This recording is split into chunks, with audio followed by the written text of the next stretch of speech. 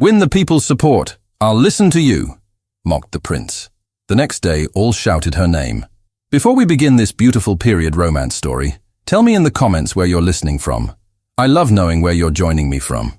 A pale mist hung over London that morning, thick enough to soften the sound of hooves against the cobblestones. The palace gates stood open, guarded by soldiers who looked as tired as the beggars lining the street. Inside the courtyard, carriages glittered, and silk rustled as noblemen and ladies gathered for what the newspapers had called a day of listening. The Crown, after months of unrest, had agreed to hear the people. Few believed it would change anything, but still they came. Among the crowd stood Isabel Harrow, wrapped in a faded shawl. Her hands were red from cold, her shoes muddy from the walk across Westminster Bridge. She had left her lodging before dawn, clutching the petition written in her own careful hand. Around her, the air smelled of smoke and bread she could not afford. A man beside her muttered that the king would never appear, only the prince. She said nothing. She had not come for royal spectacle. She had come for a chance to speak. A bell rang, sharp and commanding. The murmuring ceased as officials lined up the petitioners in rows. Nobles watched from the marble steps as though attending a play. Isabel's heart pounded, but her face stayed calm. She was the daughter of farmers who had lost everything, yet she had learned to carry herself with quiet pride.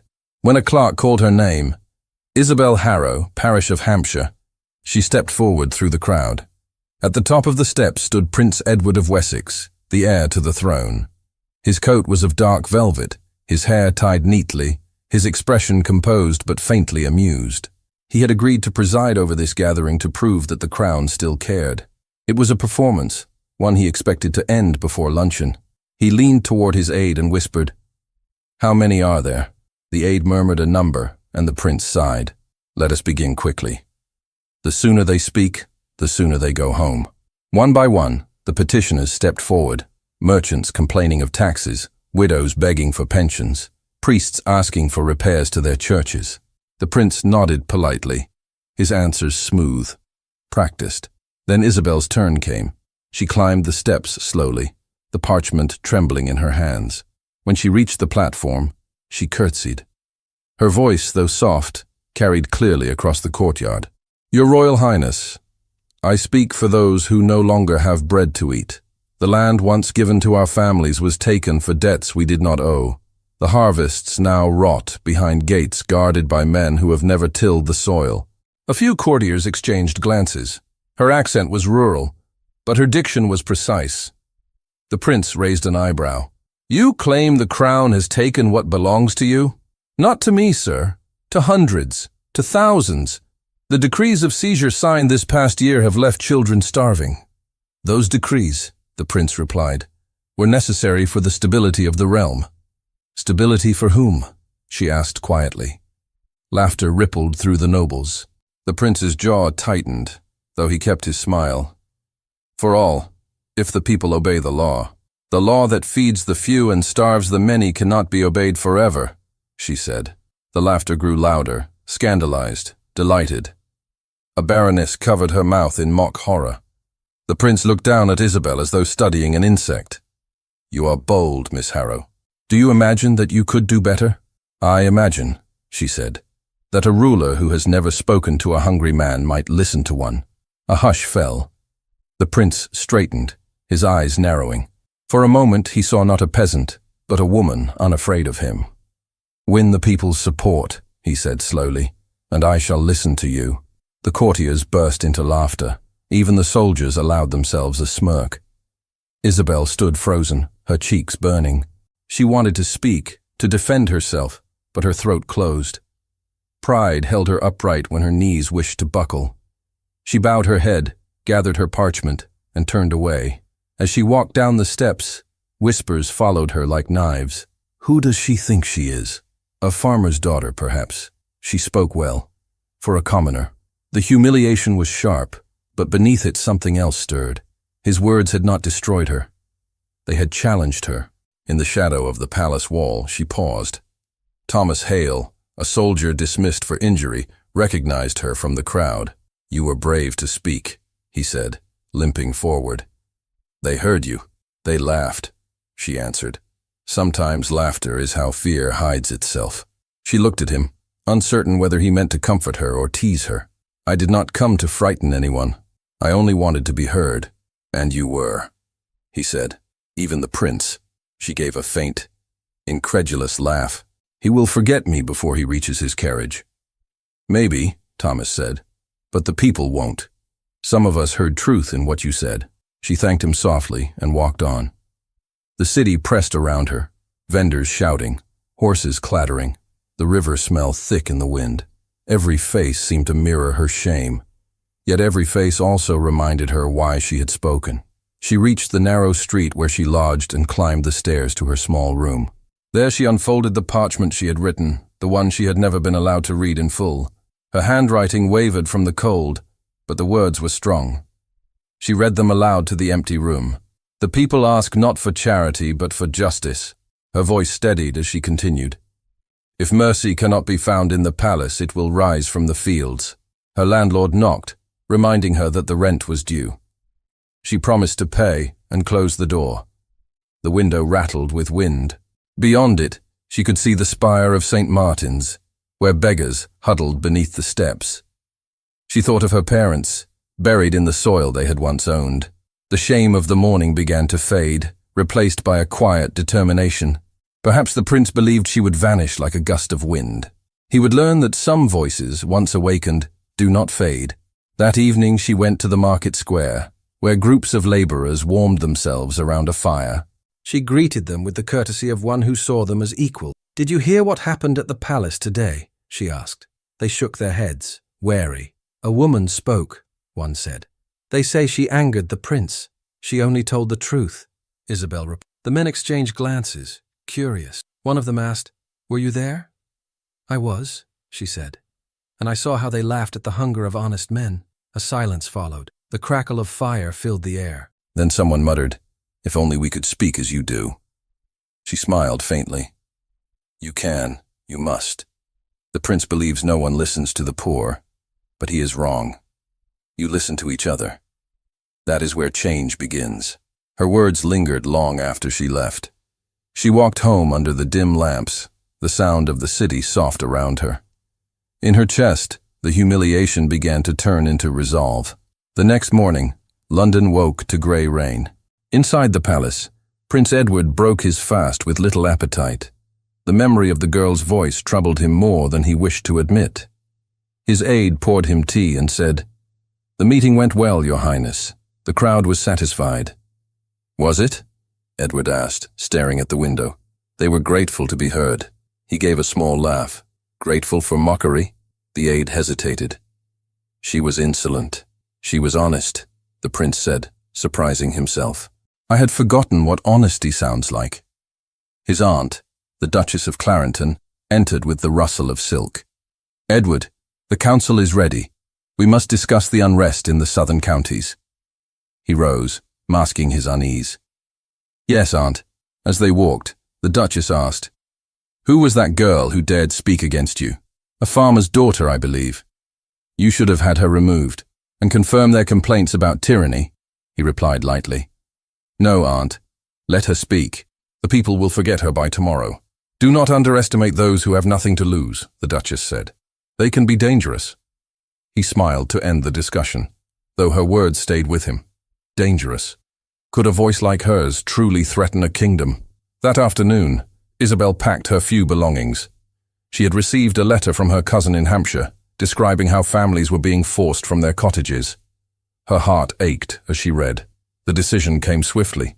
She would return home and speak to them herself. Perhaps she could help them organize petitions, or at least bring their grievances to those who still had a conscience in London. Before leaving, she stopped by the chapel on the corner of Bow Street. The priest there had known her since childhood. "You look troubled," he said when she entered. "I failed, Father." I spoke, but they laughed. "Then you spoke truth," he said gently. "Laughter is the shield of the proud. Do not let it silence you. I do not wish to fight them." "Then teach them," he said. "Even a prince can learn." His words followed her as she boarded a wagon heading south. The city faded behind her, the towers dissolving into mist. Along the road, She saw fields lying fallow, cottages boarded, children watching strangers with hollow eyes. Each sight deepened her resolve. She would not return until she had earned the right to be heard. Back in London, the prince attended to court duties, though his mind drifted. During a meeting, one minister spoke of growing unrest in the countryside. "There are gatherings," he said. "A woman speaks at them. Her words are spreading faster than we can silence them." "A woman?" Edward asked, pretending disinterest. "They call her Isabel Harrow." He kept his tone calm. "A familiar name." "Yes, Your Highness. The same who addressed you last week." The room fell silent. The minister continued, "She has influence among the farmers. It would be wise to monitor her." Edward looked out the window at the restless city below. "Do nothing yet. Let us see what she truly wants." That night, alone in his chamber, he remembered the way she had looked at him, not with hatred, but disappointment.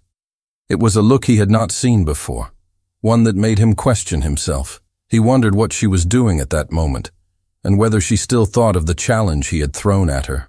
Along the road south, Isabel sat beside the driver of the wagon, watching the sky darken. The wind carried the smell of smoke from distant hearths. She thought of her parents' graves and the land that no longer belonged to them. She thought of the prince's laughter. "Win the people's support," he had said. The words echoed like a dare she could not ignore. When the wagon stopped for the night at an inn, she thanked the driver and stepped down. Inside, travelers spoke of the crown's indifference and the hunger spreading through the villages. She listened quietly, then asked, "If someone were to speak for you, would you listen?"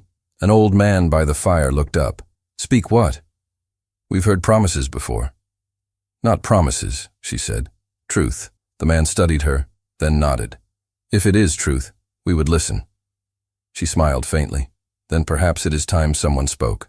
By the time she reached Hampshire 2 days later, word of her had begun to move ahead of her like wind before a storm. The farmers who remembered her father greeted her with cautious respect. They told her of the fields sold to noblemen, the barns emptied, the debts called in with cruelty. She listened to every story, her anger tempered by patience. She spoke little, but when she did, her words gave hope. That evening, as she walked through the ruined orchard of her childhood, she looked up at the cold stars and whispered, "You will hear us, Your Highness. One day, you will listen." In London, the prince stood by his window, gazing at the fog that rolled over the Thames. His aide approached. "The woman you mocked," he said hesitantly. "She has gone south.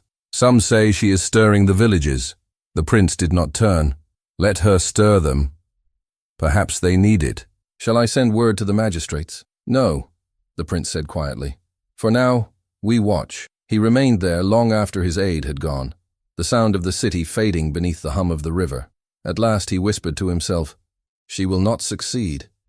Yet why do I hope she does?" The first morning in Hampshire broke with a grey sky and a thin fog that rolled over the empty fields. Isabel woke in the small room her cousin had given her, listening to the quiet of a village that no longer stirred with life.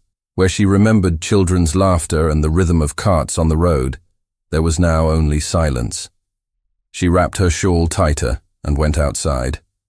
The air smelled of damp earth and neglect. Her cousin, a thin woman named Margaret, met her by the well. "You've returned to see ruins," she said softly.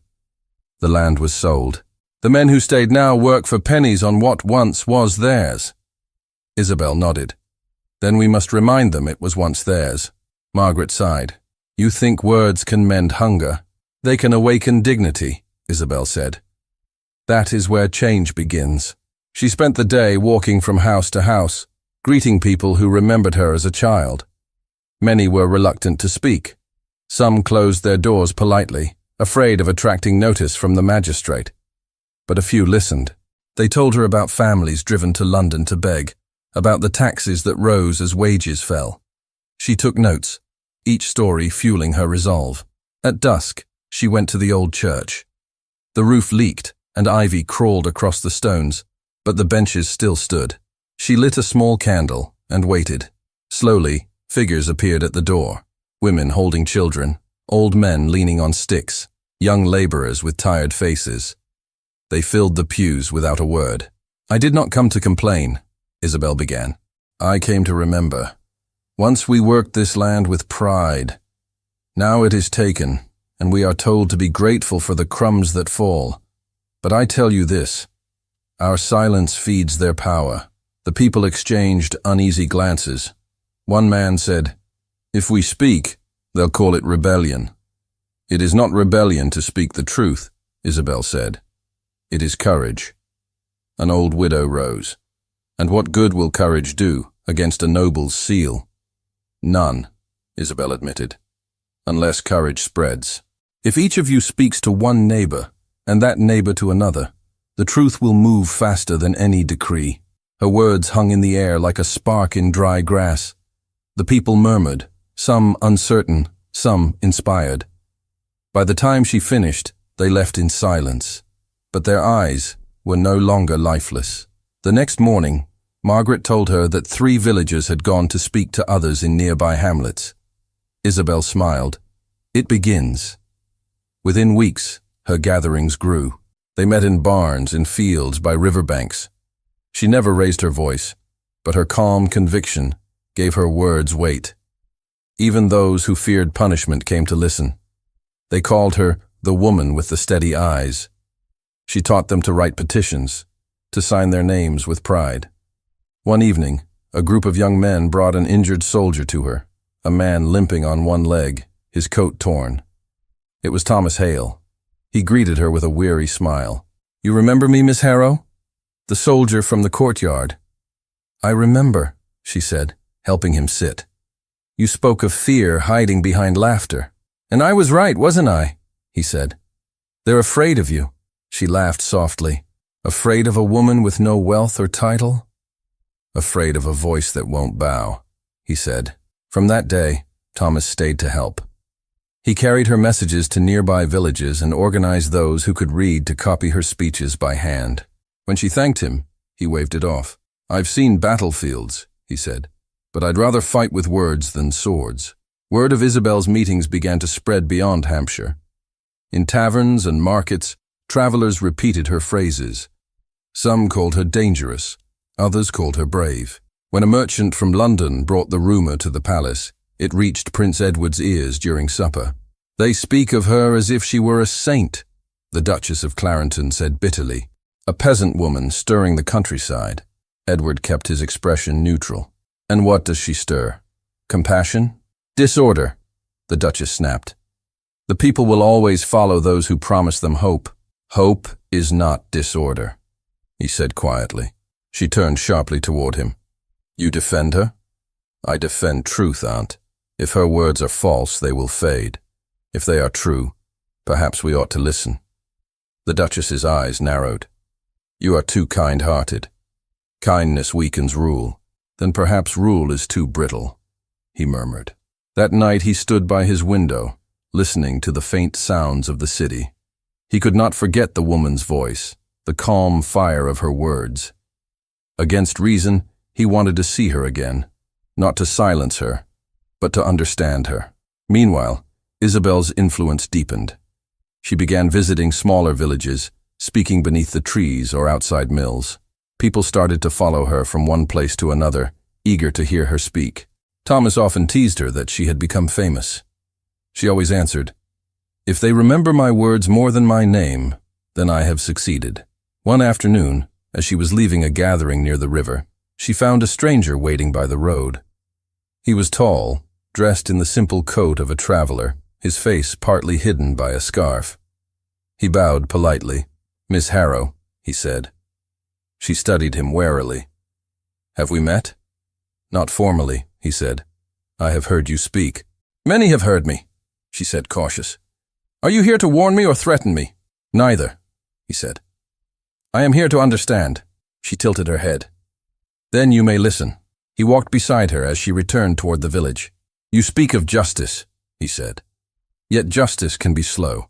What if those in power do not change?" "Then we must," she said. "Do you hate the crown?" She stopped. "I do not hate. I grieve. A kingdom cannot stand when it forgets its people." The stranger's gaze lingered on her face. You speak as if you were born to command. I was born to serve, she said simply, and service sometimes means defiance. He smiled faintly. You are fearless. I am human, she said. Fear visits me often. I simply do not invite it to stay. He inclined his head. Then may I attend one of your meetings? She nodded slowly. You may if you stand with the listeners, not above them. That evening, the stranger watched as she spoke to a gathering of farmers. Her words were calm, but stirring. He saw how people leaned forward, how their eyes brightened when she spoke of fairness, of shared labor, of the dignity of work. There was no rebellion in her tone, only truth. He felt a strange warmth in his chest, admiration mixed with shame. Afterward, when the crowd dispersed, she turned to him. You asked to understand, do you? More than before, he said. But not enough. She studied him for a moment, then said, You carry yourself like a man accustomed to command. What is your name? He hesitated, then said, Edward. She frowned. A common name for an uncommon bearing. It serves me well enough. She accepted the answer with a small nod. Then, Edward, if you wish to understand further, return tomorrow. There is more to hear. He bowed again. If you permit it, I will. When he left, Thomas approached her. Who was that man? A listener, she said. His boots were not made for fields, Thomas said. He is no farmer. Perhaps not, she said. But even nobles may need to listen. The next day, the stranger returned. He helped carry benches for the gathering, speaking little. He listened as she read letters from villagers asking for fairness in taxes and fair pay for laborers. When she spoke of compassion as strength, his eyes lowered. After the meeting, he told her quietly, If those who rule heard you, they would change their hearts. Then why do they not hear? She asked. Perhaps they have never been spoken to with such honesty, he said. In the following days, he continued to appear. The villagers accepted him as one of Isabel's helpers. He never revealed who he truly was, though Thomas grew more suspicious. One evening, as the prince helped distribute bread to children, Thomas pulled him aside. You listen too closely for a traveler, he said. Who are you? Edward met his gaze calmly. A man who once laughed at things he did not understand. Thomas frowned but said no more. He had seen enough of suffering to judge a man by actions, not clothes. Soon after, the Duchess's spies brought word to London. The woman Isabel Harrow gathers crowds, one reported, and your Highness's nephew has been seen among them. The Duchess's face darkened. Send word to the magistrate. She is to be questioned for sedition. If my nephew stands in her defense, remind him that compassion cannot rule a nation. The order traveled quickly. By the time Edward received the summons from the palace, Isabel's name had already reached the courts. He realized what danger she faced. That night he went to her cottage where she sat writing by lamplight. She looked up in surprise. Edward, I did not expect you. He closed the door softly. You are in danger. The magistrate has been ordered to bring you to London. She set down her pen. For what crime? For speaking. She smiled faintly. Then I am guilty. You do not understand, he said. They will twist your words. They will call it rebellion. I have called for no rebellion, she said. Only justice. They will not care. She met his gaze. Then perhaps the truth will make them care. He stepped closer, lowering his voice. You must leave. I can help you escape. I will not run, she said. If I flee, they win. If I stand, they must listen. He looked at her in disbelief. You would risk everything for words? I would risk everything for meaning, she said quietly. He wanted to argue, but her calm silenced him. At last he said, If you will not flee, then I will not abandon you. She shook her head. You cannot help me without revealing who you are. Then let it be revealed. No, she said. If they know, they will punish you too. He smiled sadly. Perhaps I deserve it.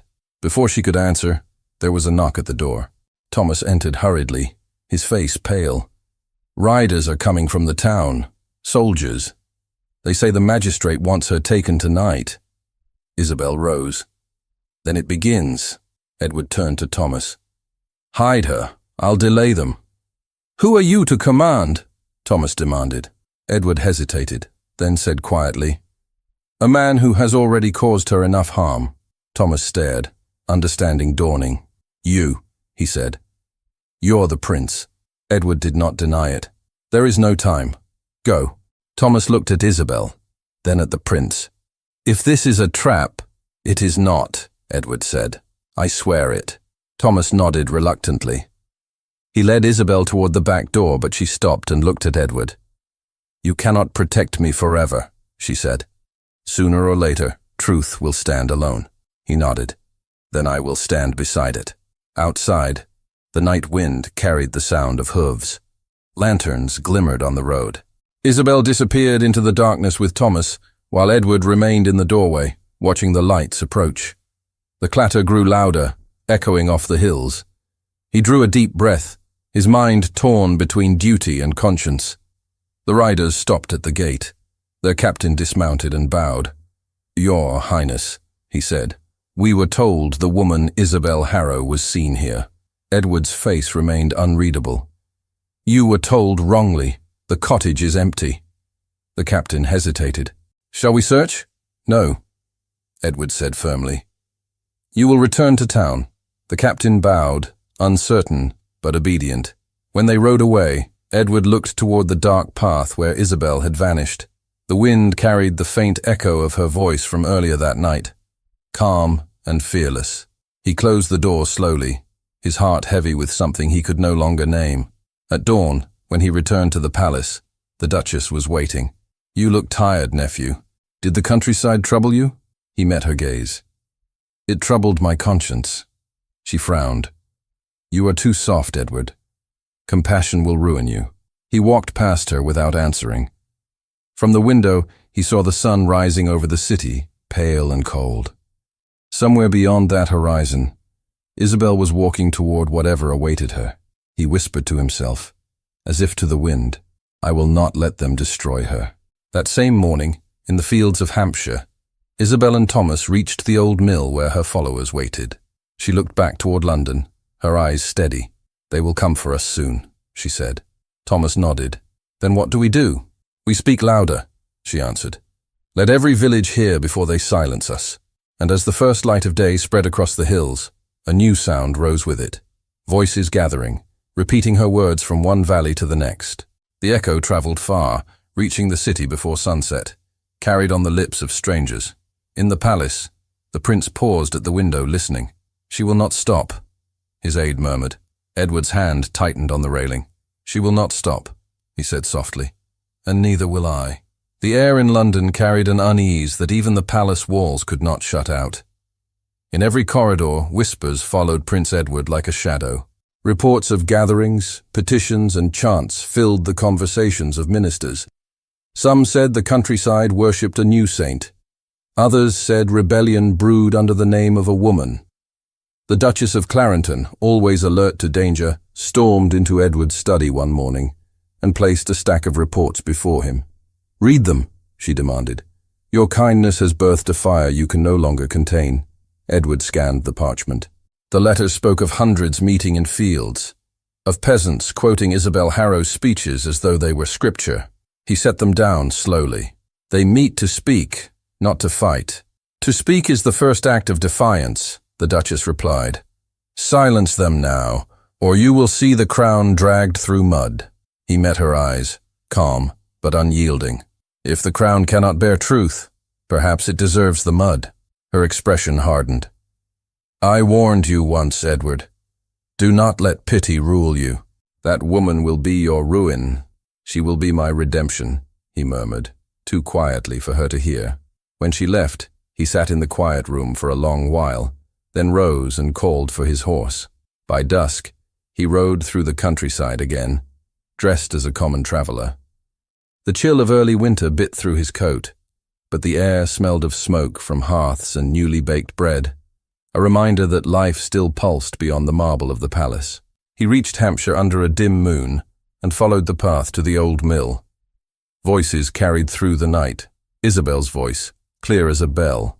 Inside, she stood before a crowd of farmers and laborers, speaking without notes. They tell us to be grateful for crumbs, she said. But we are the ones who bake the bread. They tell us to be silent, but silence is a chain. And I say, break it with words. Her audience murmured in agreement, a hum of growing courage. Edward stood at the door, unseen, watching her. There was no anger in her, only conviction. Every gesture, every pause, carried grace. He remembered the courtyard months ago, the mockery in his own voice, and shame burned in him. When the meeting ended and the crowd dispersed, she turned and saw him. "You came again," she said, surprised but not startled. "I had to," he replied. "Your voice carries farther than you think. Far enough to reach your conscience?" she asked softly. He smiled. "Far enough to unsettle it." They walked along the riverbank. The moonlight shimmered on the dark water. He told her that the palace was restless, that the Duchess wished her silenced. She listened without fear. "If truth endangers them, then it was never strength they ruled with," she said. "You speak as though you expect to win," he said. "I expect to be heard," she answered. "Victory is not mine to claim." He looked at her, struck by how calm she remained while the kingdom trembled.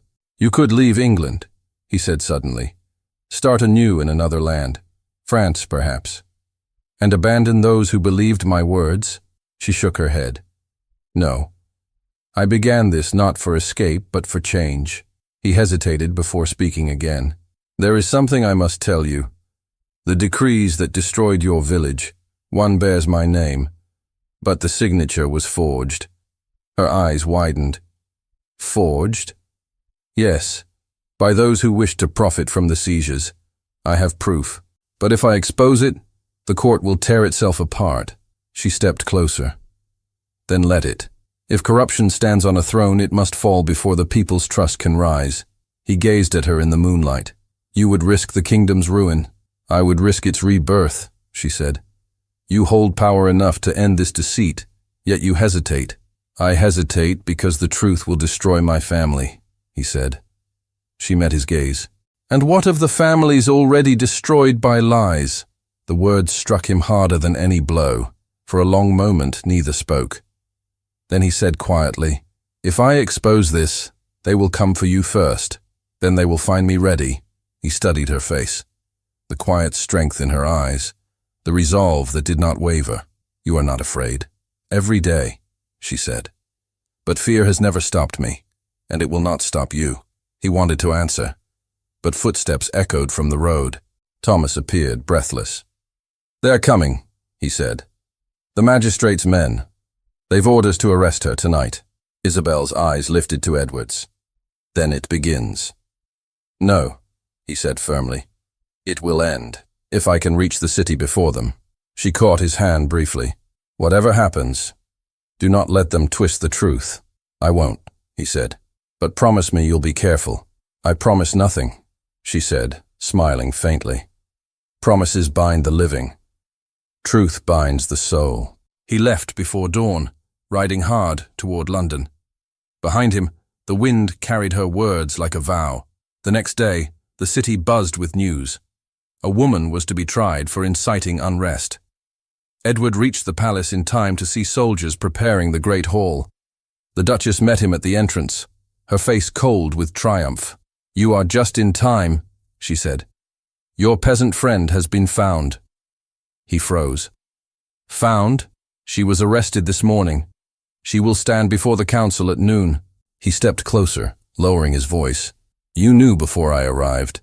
"Of course," she said. "You underestimate my reach. You underestimate my will," he said, pushing past her. The Duchess called after him. "If you stand beside her, you stand against the crown." He didn't answer. By the time he reached the hall, Isabel was already there, surrounded by guards. Her hands were bound, but her head was high. The crowd of nobles murmured with curiosity, eager for scandal. The magistrate, seated at the dais, announced the charges: sedition, defamation of the crown, unlawful gatherings. Isabel listened in silence. When asked to speak, she stepped forward. "I have not defied the crown," she said, her voice steady. "I have reminded it of its duty. If truth is rebellion, then we are ruled by deceit." The magistrate frowned. You speak boldly for a woman in chains. Chains cannot silence truth, she said. The crowd whispered, uneasy. The Duchess, seated near the throne, leaned toward a courtier and whispered, "Let her hang herself with her own eloquence." Edward entered quietly, his presence drawing every eye. The magistrate rose and bowed. "Your Highness, we did not expect—" "Continue," Edward said curtly, taking a seat at the edge of the dais. Isabel's eyes met his briefly. She said nothing, but a flicker of understanding passed between them. The questioning continued. "You claim to act for the people," the magistrate said, "yet you stir them against their sovereign. What is your true purpose?"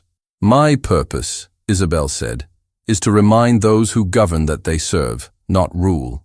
That power is a gift, not an inheritance." "Fine words," the Duchess murmured, "from a mouth that does not know consequence." Edward turned sharply toward her. "Enough," he said. The Duchess's eyes narrowed. "You defend her." "I defend reason," he replied. "Let her speak." The magistrate, uneasy, allowed Isabel to continue.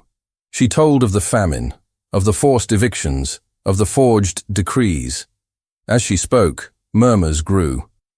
Edward produced the document from within his coat and placed it on the table. "This," he said, "bears my name, yet I did not write it. The seal is false. The author sits among us." Gasps filled the room. The Duchess stood abruptly. "You would disgrace your own family?" "I would cleanse it," he said. The magistrate stammered. "Your Highness, this accusation is grave." "Grave, but true," Edward said. "Let the truth be read." The clerk examined the parchment and confirmed the forgery. Panic rippled through the court. The Duchess tried to speak, but Edward's voice cut through the noise. "Justice has no rank. The poorest woman in this room has more honor than those who profit from deceit." Isabel stood silent, watching him. For the first time, she saw not a prince defending her, but a man confronting himself. When the session ended, chaos filled the hall. Some nobles fled, others whispered urgently. The Duchess's face was white with fury. She turned to Edward. "You have destroyed centuries of dignity." "No," he said. "I have restored it." She left without another word. Isabel remained at the center of the hall, her chains removed, but her expression unreadable. Edward approached her slowly. "You are free," he said. "For how long?" she asked softly. "For as long as truth holds power," he replied. She gave a faint smile. "Then let us hope truth is strong." The guards moved aside as the people in the gallery began to applaud. Quietly at first, then louder, until the sound filled the room. Isabel looked around, astonished. The prince bowed his head slightly. "They finally hear you," he said. "It was never about them hearing me," she said. "It was about them hearing each other," he nodded. "You've done what I could not." "You could," she said. "You chose not to." He accepted her rebuke without protest. "Perhaps it is time I choose differently." The crowd continued to cheer as they left the hall together. Outside, the winter sky hung low, but the air felt lighter. Thomas waited by the steps, grinning when he saw Isabel. "I knew you'd walk out," he said. "I nearly didn't," she replied. "But the prince kept his word." Thomas looked at Edward, then back at her. "Seems he learned something from you." Edward smiled faintly. "She has been an unexpected teacher." They descended the steps as the bells of St. Paul's began to ring, announcing an unscheduled celebration. The people in the square looked up, puzzled, then joyous.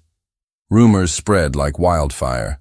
The prince had defended a peasant woman, the forged decree exposed, the truth declared before the throne. That night, in the quiet of the palace courtyard, Edward found Isabel standing where they had first met. The torches cast a warm light on the cobblestones. She looked around and said, "Strange how places remember laughter." "Cruel laughter," he said. "Still laughter," she replied. "It was the beginning." "And now?" he asked. "Now it is an end," she said, though her tone held uncertainty. He stepped closer. "Or a beginning of another kind." She met his eyes, searching for deceit, and found none. "You risked everything today." "I risked nothing that mattered," he said. "You gave me back what does." For a long moment they stood without words. The sound of distant bells filled the silence between them. Then Isabel said quietly, "Tomorrow the people will look to you. Lead them with compassion, not pride." "I will," he promised. "Then I have done my part," she said. He wanted to ask her to stay, but before he could speak, Thomas appeared at the gate. "The people wait for you both," he said. "They're lighting candles in your name." Isabel smiled faintly. "Then let us join them." As they walked toward the square, the torches flickered against the dark sky. The crowd parted to let them pass. Edward looked at her beside him and realized the laughter that had once shamed her had become the echo of his own awakening. From a balcony above, the Duchess watched, her face pale as marble. She turned to her attendant and whispered, "If the people follow her now, the crown is no longer ours." The attendant hesitated. "Shall I prepare your carriage, Your Grace?" She stared at the square where torches blazed in the cold air. "No," she said slowly. "Not yet. The fire must burn higher before it can be smothered." Below, the crowd's chant rose in waves, Isabel's name rolling through the streets. The prince looked up, hearing it spread beyond the square, beyond the palace walls, a sound too vast to be contained. The Duchess stepped back into shadow and said to herself, almost with awe, "She has turned the kingdom's heart against its throne." The morning after the trial dawned with a stillness that seemed almost unreal. The city, usually noisy at sunrise, held its breath.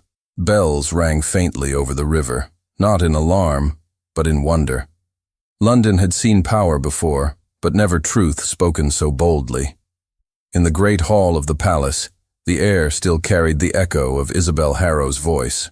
The nobles who had mocked her now whispered her name with a mixture of fear and admiration. Prince Edward stood by the tall windows, watching the first light reach the rooftops. He had not slept. Every hour since the trial replayed in his mind, her calm defiance, the gasps of the court, the Duchess's fury. When Thomas entered quietly, the prince turned. "She's safe," Thomas said. "The guards have left her cottage. No one dares touch her now." Edward nodded.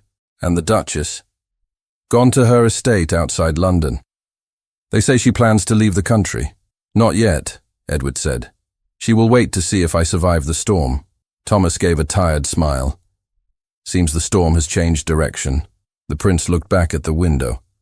"No, it's only begun." He went to the council chamber later that morning. Ministers rose as he entered, their faces pale. "Your Highness," one began carefully, "the people celebrate last night's verdict. They cheer your name in the streets." "They cheer hers," Edward said, "and rightly so." "The woman spoke bravely, but she exposed the weaknesses of the crown," another said. "Reform may be necessary, but too much mercy invites chaos." "Then let it," Edward answered. "If mercy causes unrest, it means we've forgotten what mercy is." The ministers exchanged nervous looks. The prince's tone left no room for argument. He dismissed them with a brief order. "Prepare decrees to restore the seized lands and reduce the grain tax. The people will have bread again." When the chamber emptied, he remained alone, thinking not of power, but of her face when the chains were removed. He wondered if she knew how much she had changed him. That afternoon, Isabel walked through the same square where she had once been a stranger. Now the same people who had turned away greeted her with gratitude. Children ran beside her, calling her name, and old women blessed her as she passed. She smiled at them all, though her heart felt heavy. It was not victory she sought. It was peace. At the edge of the square, she saw Edward waiting near the fountain. His cloak was plain, his expression unreadable. When he saw her, he bowed. Not as a prince, but as a man. "You shouldn't be here," she said softly. "The court still watches you. Let them watch," he replied. "I owe you a debt I cannot pay." "No," she said. "You owed your people the truth. You paid it."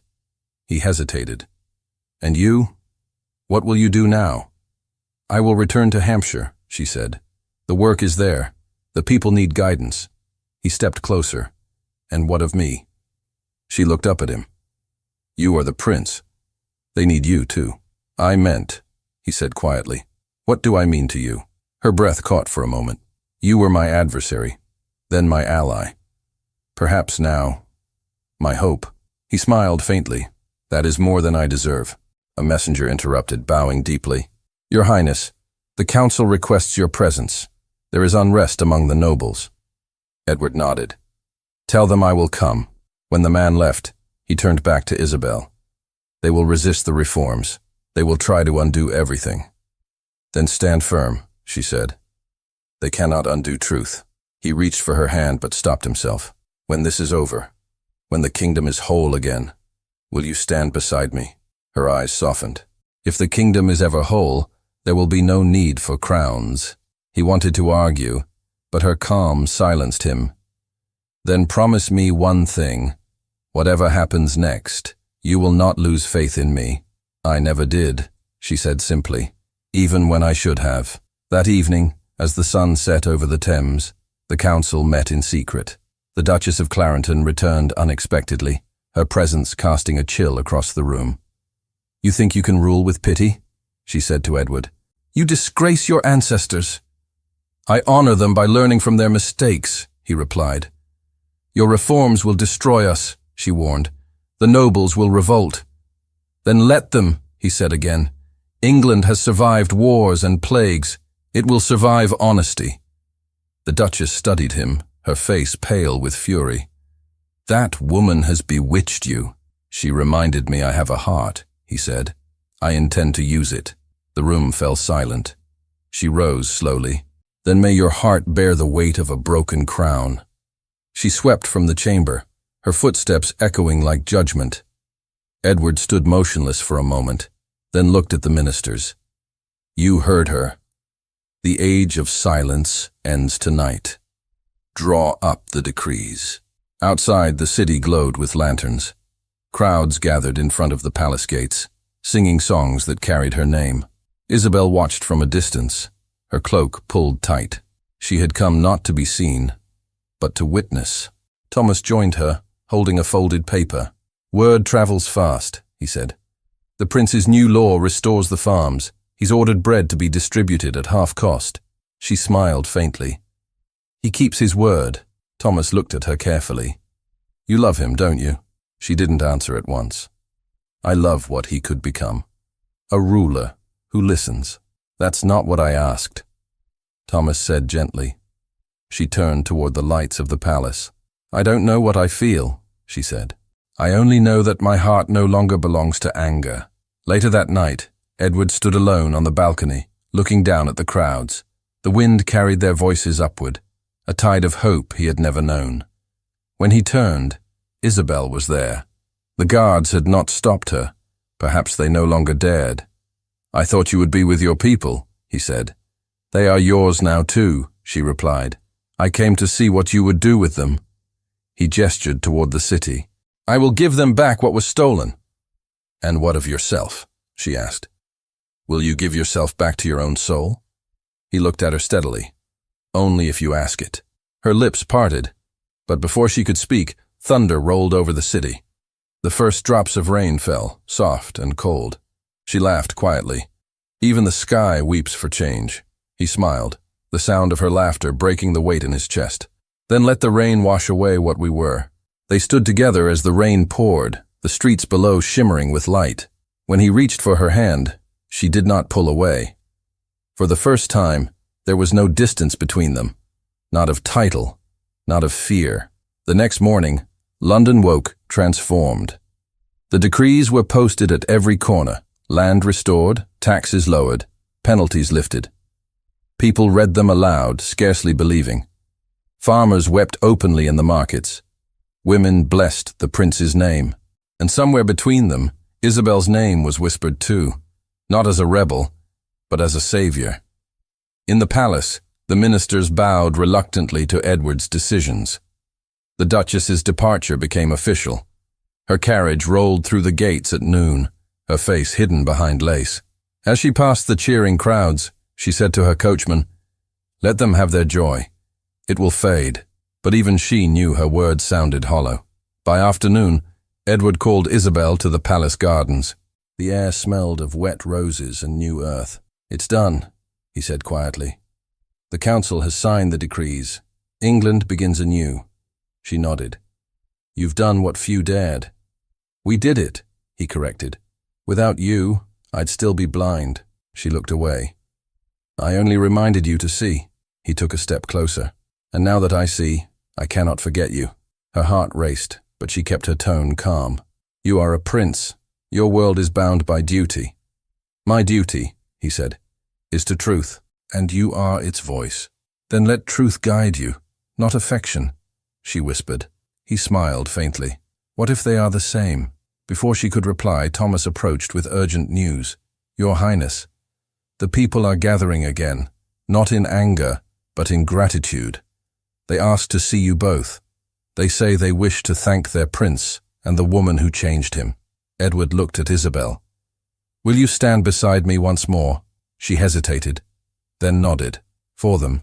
They walked together to the balcony overlooking the square. Below, thousands of faces turned upward. Edward spoke first, his voice carrying clearly. My people, today we begin not with decree or crown, but with understanding. You have taught me that power is nothing without compassion. He turned to Isabel. She looked out at the crowd, her heart full. And I have learned, she said, that even a single voice, when joined by others, becomes a chorus that cannot be silenced. The crowd erupted in cheers. The prince turned to her. You've won them. She smiled. No, they've won themselves. The bells rang again, louder this time. Edward took her hand, raising it before the people. Their voices rose like a tide, chanting her name until the very air seemed to tremble. In that sound, she heard not praise, but freedom, the awakening of a nation. When the cheering faded, Edward leaned closer. Stay, he whispered. Help me build the kingdom they deserve. She looked at him, torn between heart and duty. If I stay, it must be as myself, not as a shadow beside a throne. Then be my light, he said softly. The words hung between them, fragile and real. She lowered her gaze. Let us see what tomorrow brings. That night, as darkness fell, the city glowed with candlelight. Windows flickered, bridges shimmered, and voices sang in the distance. Isabel returned to her modest cottage, exhausted but at peace. She lit a single candle on the windowsill, a quiet symbol of hope. Outside, the rain began again, soft and steady. In the palace, Edward walked the silent halls. Every portrait of his ancestors seemed to watch him with judgment and curiosity. He paused before the window overlooking the city and saw her candle burning faintly in the distance. It was the smallest light in London, yet the only one he noticed. Thomas entered quietly behind him. The people rest easy tonight, Your Highness. You've done what they never thought possible. Edward nodded. It wasn't me. Maybe not, Thomas said. But they'll remember you both. Edward smiled faintly. Then let them remember her first. The clock struck midnight. For the first time in years, the prince felt the weight of his crown lift. He stood by the window until dawn, watching the single flame that did not fade.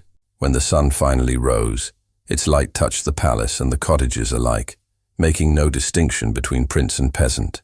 The city stirred, and somewhere a voice began to sing a simple melody that others joined until it filled the morning air. Edward turned from the window and said softly, as if speaking to the wind, Tomorrow begins now. Morning light broke over the city like a quiet blessing. The air was cool, and the bells of St. Paul's rang a melody that carried through every street and alley. For the first time in years, London felt at peace. Market stalls opened early, laughter replaced complaints, and bread, fresh and plentiful, was sold without guards watching over it. The reforms had taken effect. The people had food, hope, and faith again. Isabel woke to the sound of those bells. Her small cottage stood near the edge of the city, where the river curved like a ribbon of silver. The windows glowed with morning sun, and on the table beside her lay a letter sealed with the royal crest. She had not opened it. For 3 days it had waited there, untouched, because she knew what it said. Thomas entered, carrying a basket of fruit. The city is singing again, he said. The prince's decrees have reached even the outer parishes. They say your name in the same breath as his. She smiled faintly. That is not why we spoke. I know, he said, placing the basket down. But they see you both as the heart of this new England. He will want you beside him. She looked at the letter. He already asked. The night of the decrees. I told him I would think on it. Thomas leaned against the table. And have you? She touched the letter but did not break the seal. He was a prince who learned to listen. I was a woman who learned to forgive. Perhaps that is enough. Forgiveness is not farewell, Thomas said gently. Go to him, Isabel. The people will understand. Before she could answer, the sound of hooves echoed outside. A carriage stopped before the cottage. Through the window, she saw royal guards waiting with banners of white and gold. Her heart quickened. Thomas smiled knowingly. Seems the prince has grown impatient. The door opened, and a familiar voice spoke. You told me to lead with compassion, Miss Harrow. I thought it best to begin with honesty. She turned. Prince Edward stood there, dressed not in velvet or gold, but in a simple dark coat. He looked older, calmer, his eyes brighter than she remembered. You should not have come, she said softly. I could not wait another day, he replied. I have waited long enough for everything else. She tried to find words, but none came. He stepped forward. London rejoices, but I cannot rejoice without you. Every change we made began with your courage. Every step I take now bears your shadow, and still, you keep your distance. I am no longer a part of your world, she said. You are a prince. You are the voice that taught me to be human, he said, interrupting her. Without you, I would still be deaf to my own heart. The silence that followed was tender and fragile. Outside, the people's songs carried faintly through the air, a melody that felt like memory. Isabel drew a slow breath. The kingdom needs you. I will not be the reason it falters.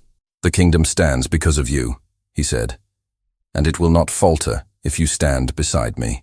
Thomas, sensing what must be private, bowed and slipped outside, closing the door quietly.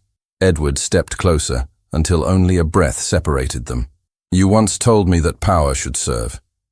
Let me serve this kingdom with you. Not as ruler and subject, but as two who believe in the same truth. She looked at him, her eyes shining with unshed tears. You speak of truth, yet the world will never accept me as your equal. Then let the world learn, he said. They learned to listen to you. They can learn to honor you. Her voice trembled. And if they do not, then I will listen louder, he said simply. The words undid her. All the restraint she had held for months broke like ice under sunlight. She reached for his hand. You cannot know what this means, he smiled.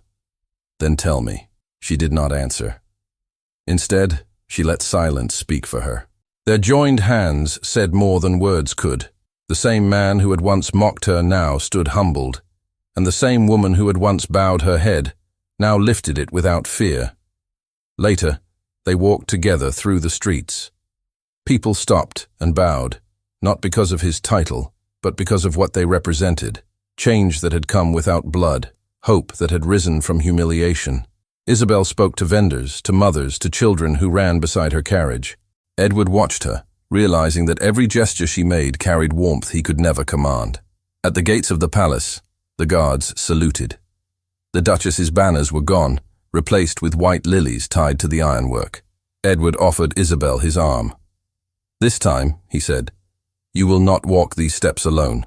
She hesitated, remembering the courtyard where laughter once cut her to the bone. The memory flickered through her mind, his cruel smile, the jeers of the courtiers, her own trembling voice. But now the courtyard was filled not with mockery, but with cheers. The same nobles who had laughed now applauded as she passed. Edward leaned closer. Do you see, Isabel? You did win the people's support, and I listened. She smiled through tears. You listened with your soul.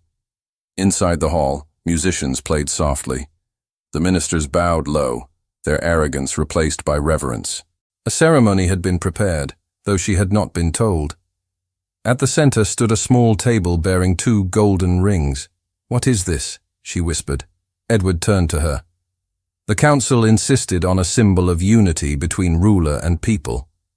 I insisted it be real. Isabel Harrow, will you stand beside me? Not as servant, not as subject, but as my companion, my heart, my equal. Her breath caught. The hall fell silent. She looked at him, then at the gathered faces, then back again. Do you mean this, Edward? Before all who would judge you? Especially before them, he said. Let them see what love looks like when it bows to no title. The hall waited. The silence stretched until she smiled, radiant and certain. Then yes, I will stand beside you. A murmur swept through the room, turning into applause. The bells outside began to ring again, louder than before. Edward took her hand and slid the ring onto her finger. She did the same for him, her hand steady. The court, once cruel, now wept openly. Thomas, standing among the guests, whispered to himself, "She has done it. She has changed them all." After the vows, they stepped out onto the palace balcony. Below, the entire city filled the square. Merchants, farmers, children, soldiers, all looking up.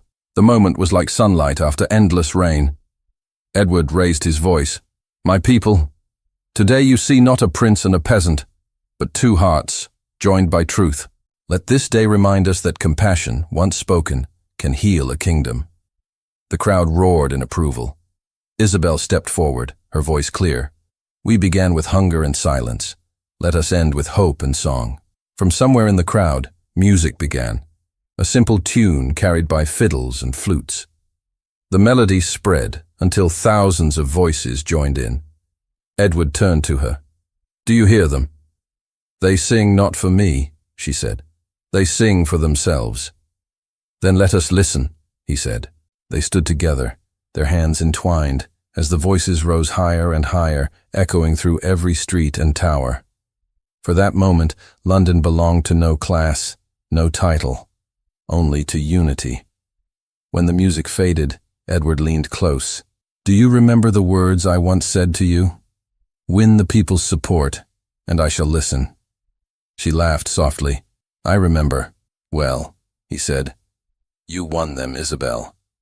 And now I will listen for the rest of my life." Tears glimmered in her eyes, but her smile was bright. "Then let our life be the answer." He kissed her hand, then her forehead, with reverence more than passion, though the warmth between them made her heart tremble. "No more distance," he said. "No more silence." She nodded. "Only truth." That evening, the palace gardens glowed with lanterns. The people were invited to celebrate with the royal household, an unheard-of gesture that filled the night with laughter and song. Farmers danced beside courtiers. Children chased each other through the lawns. Isabel walked among them, speaking to all as if she were one of them, which she was. Edward watched her from the steps, his heart full. Thomas approached him, grinning. "You've done it, Your Highness. You've married England herself." Edward laughed. "Then may she never leave me." As night deepened, Isabel joined him on the steps. "You look tired," she teased. "Happy men do not tire," he said. "They dream while awake," she smiled. "Then dream with me." He took her hand and led her through the garden. The guests parted as they passed. Under the great oak tree, where the lanterns swayed gently in the breeze, he stopped. "This is where I first realized I loved you," he said. "The night I thought I was losing you." "I never left," she whispered. "You only had to open your heart." He brushed a loose strand of hair from her face. "I will spend my life keeping it open." The world around them softened to murmurs and music. The stars reflected in the small lake nearby. She leaned into him, feeling his breath steady against her hair. "Edward," she said quietly, "if I could speak to that girl who once stood before you in the courtyard, I would tell her not to bow." He smiled. "And what would she tell me?" "To listen," she said. He laughed under his breath. Then we both learned our lesson. They fell silent again, content in the closeness that needed no words. The garden lights shimmered, and the scent of jasmine drifted through the air. As the night reached its quietest hour, a soft wind stirred the leaves, carrying the faint echo of distant cheers. London still celebrated, but within the palace grounds there was only stillness, the peace of two souls that had finally found each other. Edward lifted her hand to his heart. "You once gave me courage without knowing it. Now let me give you promise. What promise? She asked. That I will never forget who taught me to be worthy of love. Her eyes glistened. And I will never forget the prince who learned to be kind. He drew her close, their foreheads touching, their hearts steady and free. We began in humiliation, he said, his voice low, and end in grace. She smiled. No, Edward. We begin now. At that he kissed her, not as a prince claiming a prize, but as a man finally at peace. Around them the lanterns flickered, and somewhere in the city below a new dawn began to rise. And in that dawn, a single name echoed through every street, not shouted in defiance, but spoken with love. Isabel. Thank you so much for listening to this story all the way to the end. We hope it moved you as much as it moved us while telling it. We'd love to hear your thoughts. Leave us a comment telling us where you're listening from and what you liked the most. Rate this story from 0 to 10. What score would you give it? If you enjoyed this story, don't forget to subscribe to the channel and leave a like as a show of support. That really motivates us to keep creating and sharing more stories full of emotion and life lessons. And before we go, we want to remind you that an exciting and heartwarming story recommendation will appear on the final screen. If you'd like to enjoy it, just click on the video. Thank you once again for being here, and we'll see you in the next story.